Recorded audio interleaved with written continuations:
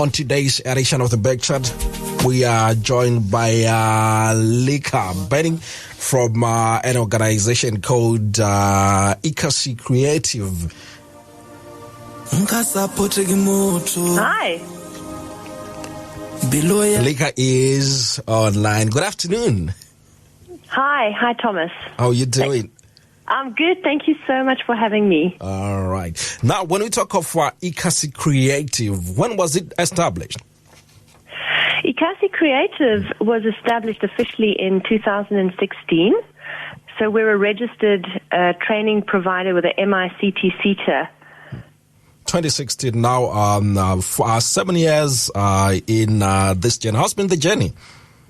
Wow, it's been quite a journey, and I guess a fantastic journey in that I really feel that we've grown in a very difficult time. We've had the pandemic to deal with over the last 2-3 years, and I think the repercussions of the pandemic are far-reaching, and people are really only now feeling the effects. And somehow Ikasi Creative has gone from strength to strength in this time, and I'm just grateful to our friends and our sponsors who help us do what we do to reach out to young people. Amazing. Now, Lika, tell us what kind of programs did you provide to the youth? So Ikasi Creative is a bridging program, and we really specialize in reaching out to rural youth out in far-flung communities and areas in mostly the Western Cape. We do reach to communities in Eastern Cape, up the West Coast, and Northern Cape as well. And we bring basic film and television and digital media training to these communities. So we have an introductory workshop in the areas and really speaking to youth who wouldn't otherwise have had the access, marginalized youth who can't afford that kind of training or maybe didn't even know that they were a creative person. And we then take a cohort of young people out of those groups and we bring them to a boot camp. And that's really a lovely time where for 3 months we can accommodate youth and we have a stipend. So we really take care of our learners to then be trained further in foundational training in the audiovisual industry, focusing mainly on storytelling and really unearthing your voice and what your story is coming from where you are. And then we also have a fantastic incubator program, which we've just recently launched, and that's a year-long program in content creation. And then we also look a little bit further into social media marketing, graphic design, animation, and creating content for the various digital platforms that are out there today. Amazing. And what age can someone be enrolled at Ikasi? Do you have any specifications on the age? Yes, so 18 and from 18 to 35, we recommend you have your matric certificate, although we do like to support young people who need to go and complete their matrics at some stage, because obviously to get the full qualification you need your matric.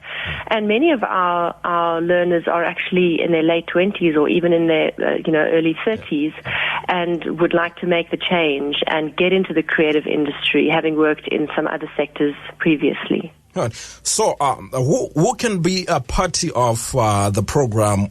Do you have anything that you look like someone who doesn't have knowledge of camera? Absolutely no knowledge required, and I think that's what's so great about this organization is that we really want to be a nurturing space for young people who have some idea of being a creative person. So I think an interest in storytelling or in filmmaking or in advertising or whatever it is in the media space that you feel you'd like to do, to come and learn more about that. But no previous experience is required at all.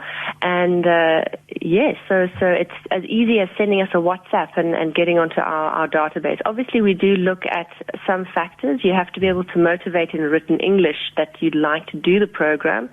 So those skills are needed, and also a matric, and then we do get many applications. So depending on how many spaces we have, we do have to make a selection on those grounds. All right. So what is Ikasi Voice series about? I watched some of your clips of Ikasi Voice. They're really good. Great. I really enjoyed it, I must say. So what is it all about? Ikasi Voices is a very new program, and we're super proud of it. We really feel like it's going to grow into something quite amazing. So we're busy with our second season, and really what it is the learner content. So it's content coming out of the training programs and from some other filmmakers. We have invited other rural producers and filmmakers to join our network, and we reach out to this community with a brief to say, this week we'd like you to send us stories about social connections. For instance, we're doing a lovely collaboration with Youth Capital around social connections and how unemployed youth can use mentors and people in their sort of community network to assist them to find employment and to be mentored maybe in a position or apprenticeships, that sort of thing. So that's a story that we put out the call, and then we get this incredible footage coming back from our learners and from other filmmakers, and that's what we use to create Ikasi Voices series. And we feel it's a fantastic platform for stories that have been untold, voices that don't necessarily get to be heard on these platforms. So that's what Ikasi Voices is. It really is the voice of community and rural youth speaking out and being heard by Cape Town audiences. Amazing. So to someone listening and interested and want to be part of you guys, how do they get in touch with you? How do they get hold of you? So they can contact us directly on our WhatsApp line and our email address. So it's info@ikasimedia.com. And our WhatsApp number is on our website, which is also just www.ikasimedia.com. And all the information is out there. And just reach out. And we'd love to chat with anybody who's interested to get involved. And obviously also sponsors and facilitators, anyone who'd like to contribute as a mentor in this space.